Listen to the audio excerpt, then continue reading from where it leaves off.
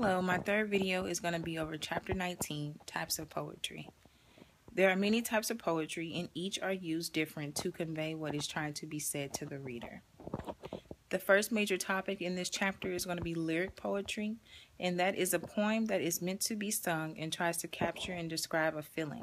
It does not tell a story, but creates a mood through vivid images, images or pictures, or descriptive words and musical quality of the lines.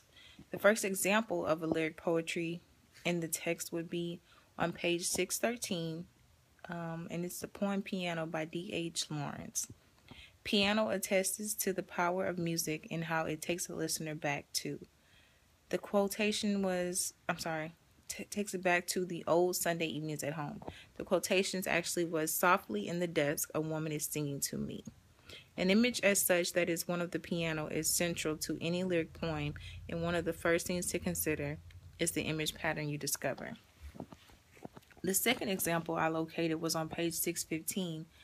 The name of the poem was, the name of the poem was Leda and the Swan by William Butler Yeats. And the quotations are, a sudden blow, the great wings beating still. The rhymes of the poem manage to suggest a physical encounter that's taking place. Now, the second major topic discussed in the types of poetry would be epic poetry, which means a long narrative poem with an exalted style and heroic theme. The first example I found on that was listed in epic poetry was on page 618. John Milton, the last great poet to create a Christian epic, set out to justify the ways of God to man, to attempt to clarify the nature of religion and social religions. The second example I located was on page 619 by George Gordon, and the name of the poem was Bob Southey, You're a Poet, from the dedication to Don Juan. The quotation was, Bob Southey, you're a poet, poet laureate, and representative of all the race, referring to Bob Southey as if he was a hero, making it epic poetry. Now, the third major topic in this discussion was dramatic poetry, the dramatic monologue in which a character addresses another character or the reader, masking a persona of a character, not his or her own.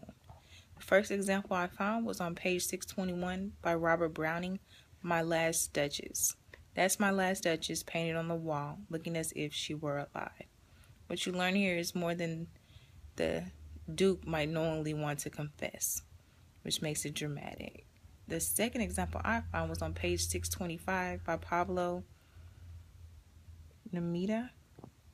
Under the net of our kisses, there's the name of the poem, and the quotations are, drunk as drunk on turpentine from your open kisses. Turpentine cannot be consumed, but the author is relating their kisses as intense as turpentine, so intense that they are drunken from their kisses.